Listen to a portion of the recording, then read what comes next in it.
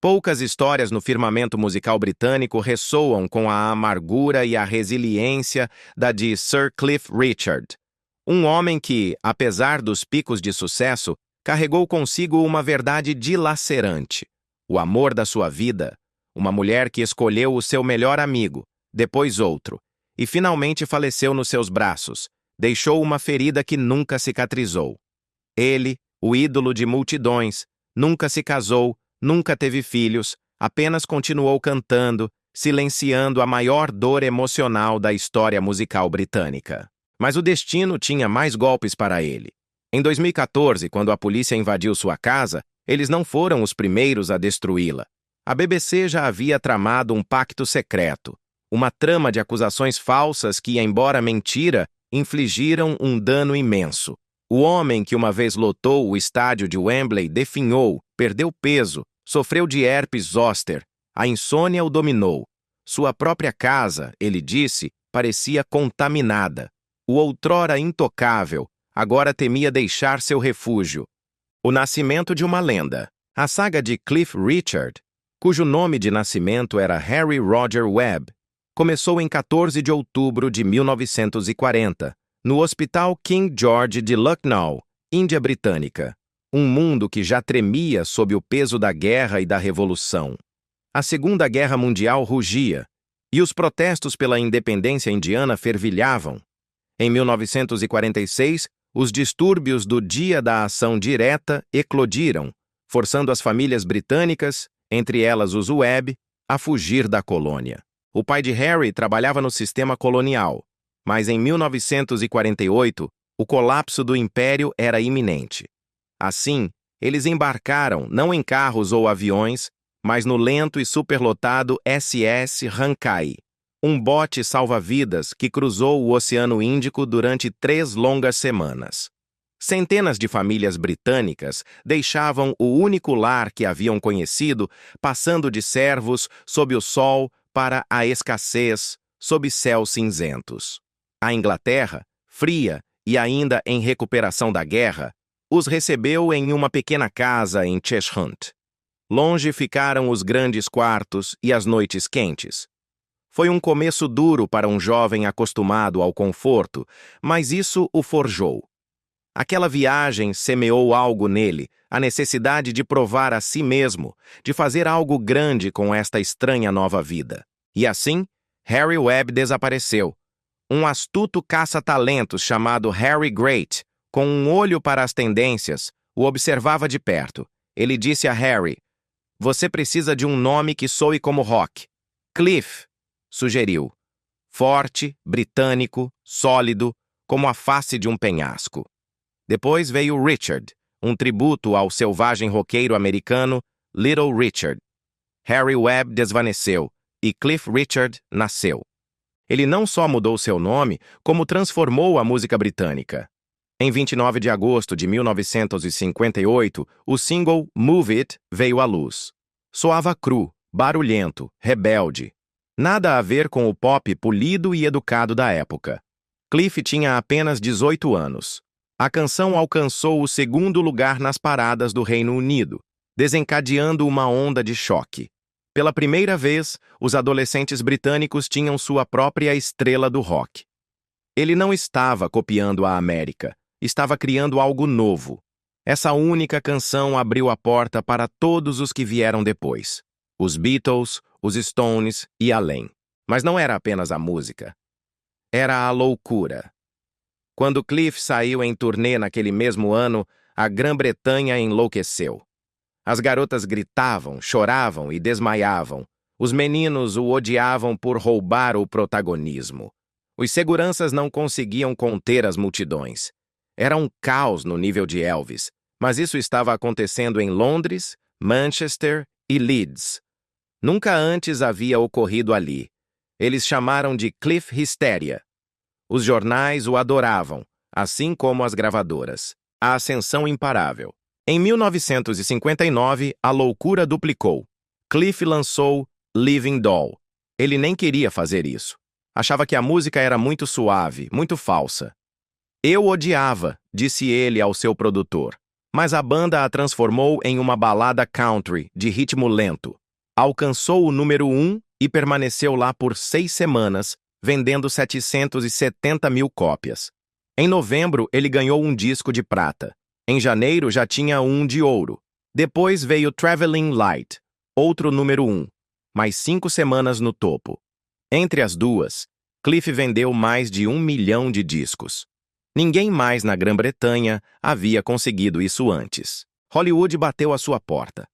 Em 1959, Cliff apareceu em um filme obscuro e dramático chamado Serious Charge. Não era leve. Abordava temas como homossexualidade, acusações falsas e profundas questões morais. Cliff tinha apenas 19 anos e surpreendeu a todos que ele assinasse.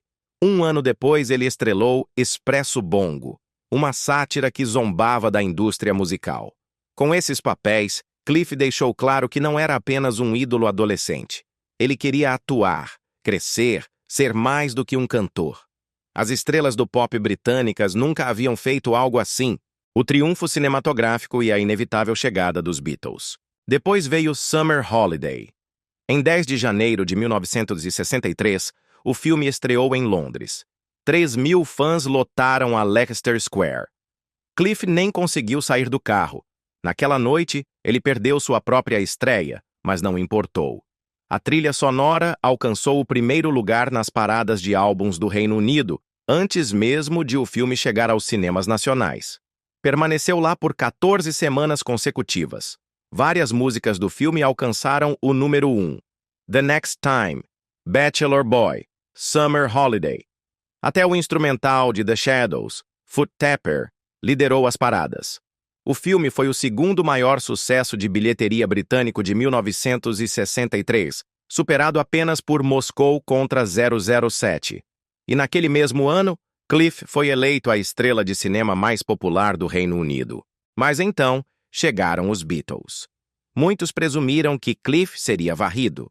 No entanto, em 1964, no auge da Beatlemania, Cliff lançou 6 sucessos entre os 10 primeiros. Um testemunho de uma resiliência inabalável, uma carreira forjada entre a angústia e o estrelato, que o consolidaria como uma lenda viva da música. O duelo pela coroa musical. Enquanto a Beatlemania varria o mundo, poucos se lembram que no coração da Grã-Bretanha, uma batalha épica pela supremacia musical era travada. Sir Cliff Richard, o pioneiro do rock britânico, não cedia terreno. Em 1964, em plena efervescência Beatle, Cliff alcançou um recorde surpreendente de 6 sucessos entre os 10 primeiros, enquanto os Beatles só atingiram 5. Canções como Constantly, On the Beach e I Could Easily Fall in Love with You o mantiveram firmemente no centro das atenções. Mesmo quando os Fab Four revolucionavam a música e assaltavam a América, Cliff mantinha seu bastião em casa. A disputa era palpável. Seu filme Summer Holiday e A Hard Day's Night, dos Beatles, colidiram nas salas de cinema de todo o país. Ambos bateram recordes, mas o público britânico não havia esquecido quem havia chegado primeiro. Até Paul McCartney admitiu: "Nós, os Beatles, fomos para Hamburgo porque Cliff tinha tudo sob controle na Grã-Bretanha." E John Lennon disse sem rodeios: "Antes de Cliff Richard e Move It, não havia nada que valesse a pena ouvir na Inglaterra." Em 1965, algo verdadeiramente inesperado abalou a indústria. A revista New Musical Express realizou uma pesquisa mundial de leitores. Pediu-se aos fãs que escolhessem o melhor cantor masculino do mundo. A surpresa foi enorme. Cliff Richard venceu Elvis. Superou Lennon. Superou McCartney. Naquele ano, os Beatles lançaram Help e Rubber Soul. Elvis continuava lotando estádios em toda parte, mas Cliff ganhou. Por quê? Porque mesmo com o mundo mudando ao seu redor, Cliff continuou evoluindo. Não tentou ser os Beatles, não perseguiu as tendências, equilibrou baladas pop, filmes com mensagens de fé e um charme genuíno. Ele foi consistente, e para os fãs de todo o mundo, isso importava. Ele foi sua rocha antes da invasão britânica, E muito depois dela, em junho de 1966, algo que ninguém no mundo da música esperava aconteceu. No Earl's Court, Cliff Richard subiu ao palco não para cantar, mas para acompanhar o evangelista americano Billy Graham e anunciar a milhares de pessoas que havia se convertido ao cristianismo. Esta não foi apenas uma decisão pessoal discreta, foi um audaz testemunho público transmitido por todo o país. Os fãs que o conheciam como uma versão britânica de Elvis ou Little Richard ficaram atônitos. Alguns choraram, outros simplesmente ficaram incrédulos. O homem que amavam por sua energia rebelde havia tomado um rumo que nunca esperaram. Mas este momento não foi aleatório. Foi o final de uma jornada espiritual que havia começado 2 anos antes.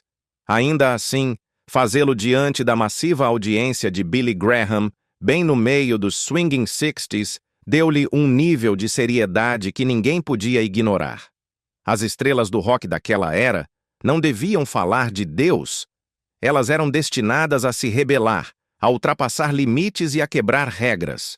O anúncio de Cliff ia contra tudo o que a cultura pensava que um ícone pop deveria ser. Quase imediatamente, o pânico se espalhou. Alguns fãs pensaram que era o fim de sua carreira musical. Os especialistas da indústria sussurravam que ele poderia se aposentar e se tornar professor. Essa ideia não estava longe da realidade. O próprio Cliff considerou deixar os palcos para sempre. Ele pensou que talvez não pudesse ser um cristão adequado e continuar no centro das atenções. As revistas musicais começaram a especular quem ocuparia seu lugar. Os agentes de contratação recuaram. A indústria acreditava que não se podia ser espiritual e uma estrela ao mesmo tempo. E por um tempo, Cliff também não tinha certeza. Mas então algo mudou. Cliff não desapareceu. Ele ficou. E ao fazê-lo, criou algo completamente novo. Não abandonou sua fé. E não deixou a música. Em vez disso, encontrou uma maneira de combinar ambas. Ele se tornou a primeira grande estrela do pop do Reino Unido a viver abertamente sua fé enquanto permanecia nas paradas de sucesso. Ninguém havia feito isso antes. Não dessa maneira. Ele provou que você não precisava escolher uma vida em detrimento da outra. Você podia ser honesto sobre suas crenças e ainda assim lotar casas de show. Essa escolha não foi apenas uma sobrevivência profissional. Mudou quem ele era. Cliff admitiria mais tarde que sua imagem de rock and roll havia sido falsa. Ele não tinha confiança. Estava apenas fingindo. Mas depois de se converter ao cristianismo, isso mudou. Ele disse: "Minha confiança cresceu, minha atitude mudou. Não era mais importante estar certo o tempo todo. A pressão de interpretar um papel desapareceu. Ele se sentiu livre para ser ele mesmo. Essa nova confiança o ajudou a ter um desempenho melhor, mesmo quando os Beatles e os artistas Mersey Beat dominavam as paradas. Enquanto outros tentavam acompanhar, Cliff ficou mais forte porque finalmente se sentia ele mesmo. Mas em meados dos anos 70, a carreira de Cliff atingiu o fundo do poço. Em 1975, pela primeira vez, ele não teve uma única música nas paradas. As pessoas começaram a pensar que seu tempo havia acabado. Então veio Devil Woman, lançada em abril de 1976. A música era barulhenta, vanguardista e mais sombria do que qualquer coisa que ele havia feito antes. Contava uma estranha história sobre uma psíquica, uma maldição e um gato de rua. Mas, o mais importante, era rock. Alcançou o número 9 no Reino Unido e o número 6 nos Estados Unidos, seu primeiro top 10 na América. Vendeu mais de 2 milhões de cópias. Cliff estava de volta. Ainda mais chocante, a multidão do hard rock o acolheu. Jimmy Page, Eric Clapton e Elton John foram vistos usando distintivos de I'm Nearly Famous, apoiando seu álbum de retorno. Eram lendas da guitarra mostrando respeito público por um homem que antes era visto como impecável e antiquado. Um crítico musical chegou a comparar o novo álbum de Cliff com o melhor trabalho de Marvin Gaye.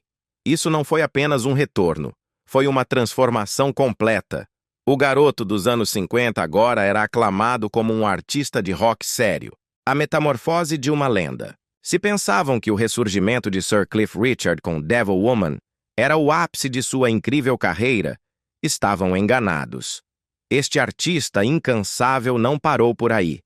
Em 1987, com mais de 25 anos no topo, Cliff lançou Always Guaranteed, um álbum de pop moderno que, surpreendentemente, conseguiu evitar os clichês açucarados da década, soando atemporal. Inspirado pelo sucesso de Thriller, ele se reuniu com Alan Tarney, e o resultado foi um disco que alcançou o status de platina. Chegou ao número 5 no Reino Unido, permaneceu nas paradas por 24 semanas e vendeu mais de 1,3 milhão de cópias. 4 singles do álbum entraram no top 40 do Reino Unido. Alguns até alcançaram o disco de prata, vendendo 250 mil cópias. Cliff demonstrou mais uma vez que, mesmo no final dos anos 80, ele podia competir com os melhores. Mas o verdadeiro feito estava por vir. No Natal de 1988, Cliff Richard lançou Mistletoe and Wine, uma canção natalina suave e cheia de fé. Ele a gravou com enfeites pendurados no microfone, em pleno verão. O single estreou no número 7, saltou para o número 1 na semana seguinte e permaneceu lá por 4 semanas consecutivas. Vendeu 750 mil cópias em apenas 6 semanas e se tornou o single mais vendido do Reino Unido naquele ano, superando gigantes como U2, Kylie Minogue e Phil Collins.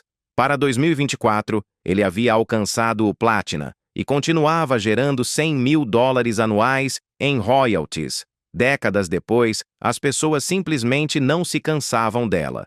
No entanto, um dos momentos mais impressionantes chegou em maio de 1989. Cliff lançou seu 100º single. Nenhum outro artista britânico havia alcançado tal feito. Para comemorar a ocasião, ele convidou 2.000 fãs para o London Palladium. Apresentou-lhes 6 músicas inéditas e pediu que votassem. A canção que ficou em segundo lugar, The Best of Me, foi a escolhida. Alcançou o número 2 no Reino Unido e obteve a certificação de prata. Também se posicionou internacionalmente. Número 2 na Irlanda, 25 na Nova Zelândia e 59 na Austrália. Não se tratava apenas de alcançar as 100 músicas. Tratava-se de se manter relevante enquanto a indústria mudava repetidamente. O concerto de Cliff Richard no estádio de Wembley em junho de 1989 não foi apenas mais um show. Foi um espetáculo completo. Chamaram-no de O Evento, e ele fez jus ao nome. Wembley estava lotado. Milhares de pessoas se reuniram para testemunhar mais do que música. Era uma máquina do tempo. A primeira metade do concerto evocou os anos 50, com Cliff prestando homenagem ao programa de televisão Oh Boy, o mesmo programa que lançou sua carreira em 1958. Cliff não se apresentou sozinho. Ele convidou as Vernon Girls, os Dallas Boys, os Kaylin Twins, artistas que já dominaram o rock and roll britânico. Para os fãs na multidão, foi como entrar em uma jukebox viva. Então, a segunda metade começou. Foi quando Cliff demonstrou por que ele não era apenas um ato de nostalgia. Ele interpretou seus sucessos mais recentes com uma confiança que só poderia vir de alguém que havia conquistado as paradas por décadas. As câmeras estavam gravando. O concerto foi filmado profissionalmente e depois lançado como um álbum ao vivo e um especial de televisão. Isso não foi apenas um concerto. Foi um momento histórico cuidadosamente orquestrado. Naquele mesmo ano, 1989, Cliff recebeu a maior honra que o Brit Awards poderia conceder: a contribuição destacada à música. Mas não se tratava apenas de um troféu, marcava algo maior. Ele se tornou o único cantor na história a conseguir sucessos número 1 em 5 décadas consecutivas, os anos 50, 60, 70, 80 e agora os 90. Ele já havia lançado 100 singles até então. The Best of Me foi o 100º e entrou nas paradas como uma bala. Naquela época, Cliff tinha 65 sucessos no top 10 e 14 números 1. Ninguém mais chegava perto dele. Um ano depois, em 30 de junho de 1990, chegou outro momento monumental.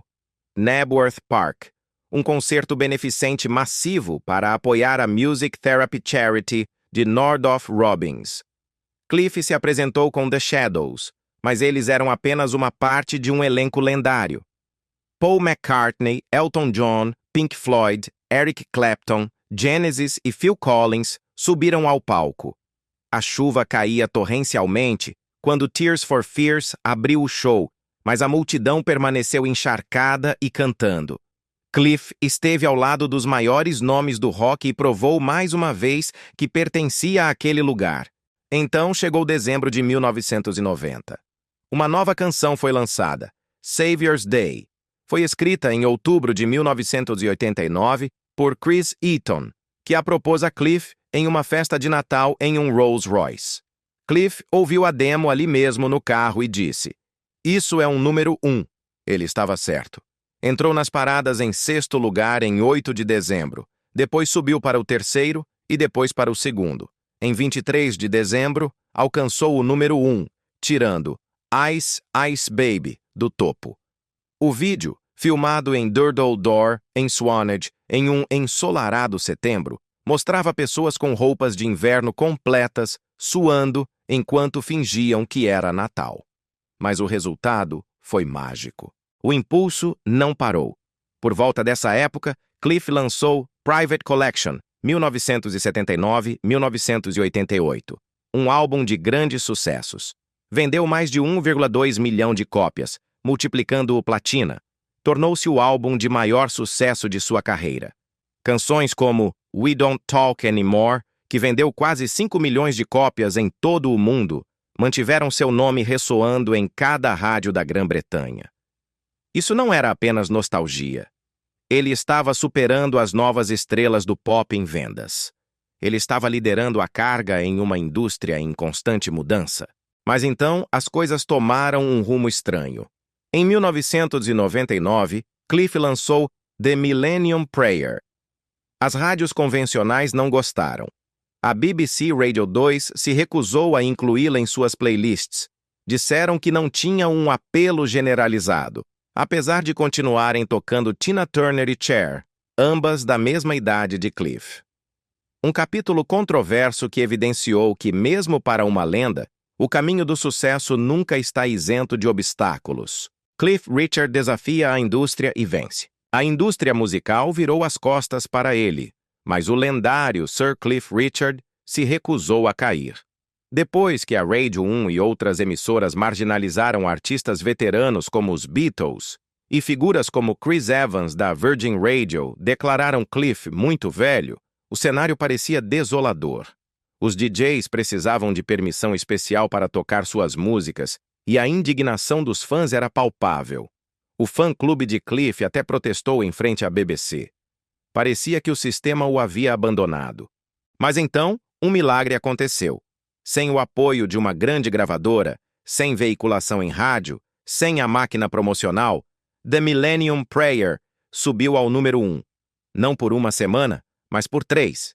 De 28 de novembro a 19 de dezembro de 1999, tornou-se seu 14º número 1 no Reino Unido, uma conquista surpreendente 40 anos após seu primeiro sucesso. Os fãs compraram múltiplas cópias, as igrejas o apoiaram com fervor. Não foi apenas um sucesso, foi um ato de protesto, uma vitória de Davi contra Golias. Cliff havia derrotado o sistema, e o fenômeno não se limitou ao Reino Unido. Na Austrália e Nova Zelândia, a canção alcançou o número 2. Na Europa, ela entrou no top 20 de vários países. 3 nações concederam-lhe o status de platina. Sem grande veiculação em rádio, sem promoção massiva, apenas a crença inabalável das pessoas na canção. Além disso, arrecadou uma soma significativa de dinheiro para a instituição de caridade Children's Promise. Cliff havia demonstrado que se podia ter fé, arrecadar fundos e, ainda assim, liderar as paradas. A tragédia pessoal de Cliff Richard. Longe dos palcos, A vida pessoal de Cliff Richard foi marcada por suas próprias reviravoltas dramáticas, algumas delas dilacerantes. Em 1971, durante seu programa de televisão, It's Cliff Richard, ele convidou uma jovem cantora australiana de 22 anos, Olivia Newton-John. A química foi instantânea. Cliff lembraria mais tarde. Eu soube imediatamente que ela seria uma amiga para toda a vida. Ele não estava errado. Eles mantiveram uma amizade próxima por mais de 50 anos. Mas o que o mundo não soube até a autobiografia de Cliff em 2020 foi que ele havia se apaixonado perdidamente por ela. Ele escreveu: "Quando eu e muitos de nós estávamos apaixonados por Olivia, ela estava noiva de outra pessoa. Perdi minha chance." Cliff nunca se casou, e parecia que Olivia havia deixado uma marca indelével. Ele acrescentou que todos que a conheceram finalmente se apaixonaram por ela. O que tornou essa história ainda mais complicada foi a identidade de seu noivo, Bruce Welch, colega de banda de Cliff em The Shadows. Olivia conheceu Bruce em 1968, quando ela era a atração de abertura. O relacionamento deles foi explosivo desde o início. Bruce ainda era casado, e o caso deles virou manchete. Eles ficaram noivos por 5 anos, mas nunca chegaram ao altar. Enquanto isso, Olivia trabalhava de perto com Cliff, em turnê com ele, cantando ao lado dele. Quando ela finalmente deixou Bruce em 1973, ele caiu em uma profunda depressão e até se automutilou. Os rumores dispararam. Ela havia se apaixonado por Cliff? Ninguém disse em voz alta, mas o silêncio era ensurdecedor. Apesar da tempestade emocional, Cliff e Olivia continuaram a se apresentar juntos. Por mais de 40 anos, eles cantaram duetos que os fãs ainda se lembram. Seu sucesso de 1980, Suddenly, de Xanadu, foi apenas um de muitos. Eles também interpretaram When I'm 64 e outros clássicos em shows ao vivo. Suas vozes se misturavam com tanta naturalidade que Cliff frequentemente dizia: Olivia tinha uma graça que ninguém mais conseguia igualar. O último dueto deles ocorreu em outubro de 2015, durante o concerto de 75º aniversário de Cliff no Royal Albert Hall. Eles cantaram Suddenly pela última vez. Quando Cliff lançou seu álbum de 2023, Cliff with Strings, My Kind of Life, ele usou essa gravação ao vivo como um emocionante tributo a Olivia. O colapso de um ícone. Então veio a parte mais difícil. 3 semanas antes de Olivia morrer, Cliff ligou para ela. Ela estava otimista, calorosa, alegre como sempre. "Bom dia, Cliff. Como você está, querido?" disse ela. Não parecia alguém que estava prestes a morrer. Cliff escreveria mais tarde: "Nem por um momento daquela ligação pensei que estaria escrevendo isso." Olivia havia lutado contra o câncer de mama por 30 anos. Ela era uma lutadora, mas nunca deixou sua dor transparecer. Quando ela faleceu em 8 de agosto de 2022, Cliff ficou devastado. "Eu odeio essa palavra", disse ele, referindo-se à morte. Em vez disso, ele disse que ela simplesmente havia parado de viver. Foi sua maneira de lidar com o silêncio que ela deixou para trás. Em 14 de agosto de 2014, Cliff Richard estava relaxando em sua casa em Portugal quando ligou a televisão. O que ele viu parou seu coração. Ao vivo na tela, helicópteros sobrevoavam sua casa em Berkshire e policiais vasculhavam seus pertences pessoais. Seu primeiro pensamento foi simples, mas assustador. Eles parecem ladrões. Mas isso não era um roubo. Era uma operação policial completa, televisionada em todo o mundo graças a um acordo secreto entre a BBC e a polícia de South Yorkshire. A BBC havia sido informada com antecedência. Eles até a chamaram internamente de a tomada de dinheiro.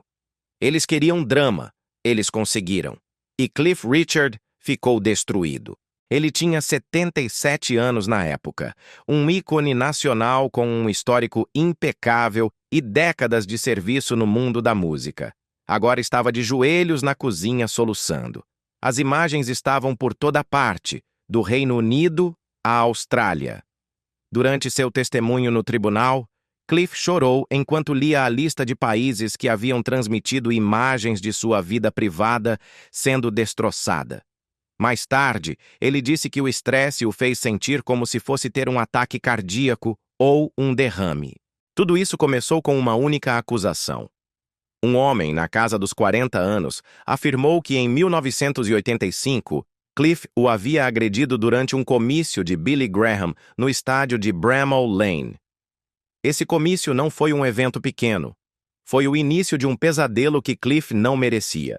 O colapso de uma acusação e o escândalo da BBC, o pesadelo de Sir Cliff Richard, desencadeado por uma acusação de agressão sexual, começou com um evento massivo. Um comício do evangelista Billy Graham que contou com a presença de 200 mil pessoas durante 5 noites. Cliff, defensor da causa cristã desde 1966, havia compartilhado o palco com Graham. No entanto, a base da acusação desmoronou com uma rapidez assombrosa. O denunciante descreveu uma sala com equipamentos esportivos onde o suposto ataque teria ocorrido. O problema: essa sala nem sequer existia em 1985, e o equipamento esportivo era guardado em um local completamente diferente. Apesar dessa inconsistência flagrante, a polícia dedicou 22 meses para perseguir essa acusação. Eles ignoraram as declarações de seus próprios agentes, que haviam sido designados para proteger Cliff naquela noite e estiveram ao lado dele o tempo todo. Nem sequer foram entrevistados. A investigação se prolongou por quase 2 anos, custou aos contribuintes $800 mil e resultou em 0 acusações. Nada, nenhuma, mas o dano já estava feito.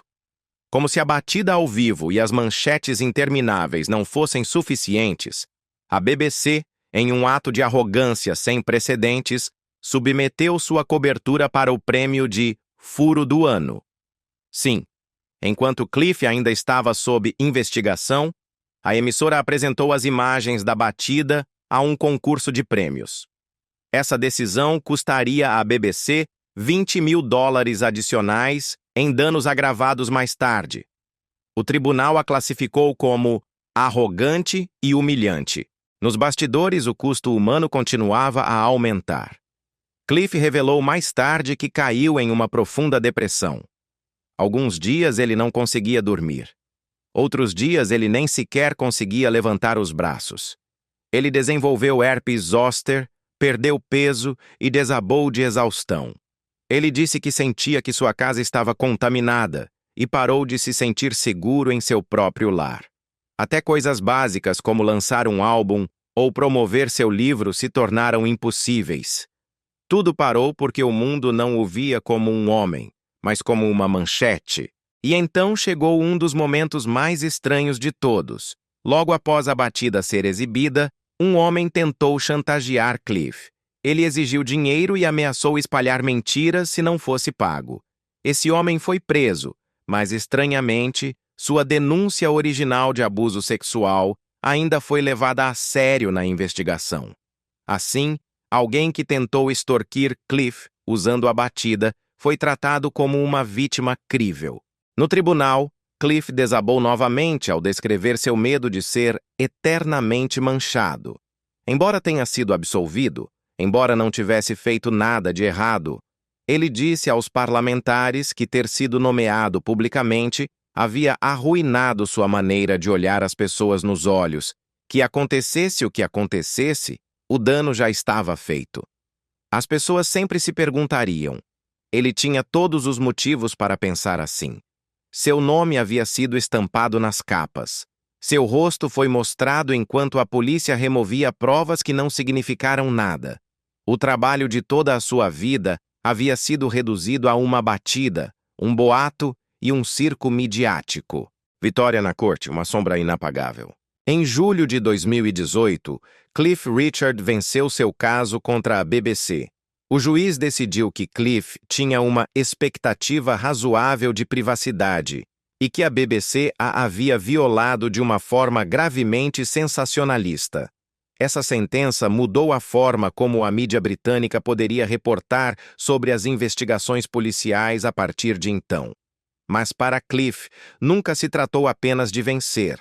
Tratava-se da sobrevivência, de dizer ao mundo que o que aconteceu com ele não foi apenas injusto, foi desumano.